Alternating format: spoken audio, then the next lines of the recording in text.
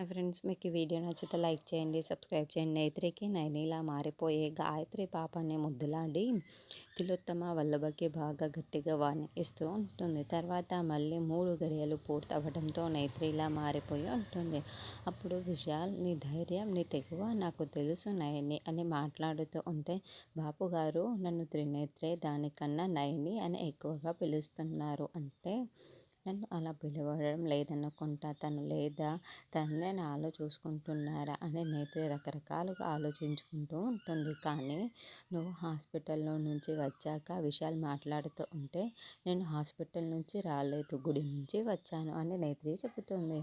ఇందాకనేమో accident నుంచి బయటపడినందుకు విశాలాక్షమ్మకి కృతజ్ఞతలు అని అన్నావు అని విశాల్ చెప్తూ ఉంటాడు. నేనా అని నేత్రి షాకింగ్గా అడుగుతూ ఉంటుంది. నువ్వు కాదు నయని అనేది, సరేనా అని విశాల్ అంటాడు. అబ్బా, అసలు నయని ఎవరు బాపుగారు అని నేత్రి అడగటంతో, నా భార్య అని విశాల్ చెబుతాడు. దాంతో నేత్రి మరింత షాకింగ్గా చూస్తూ ఉంటుంది.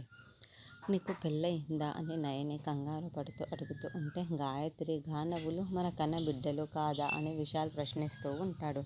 అప్పుడు నేత్రి మరింత షాకింగ్గా, మన పిల్ల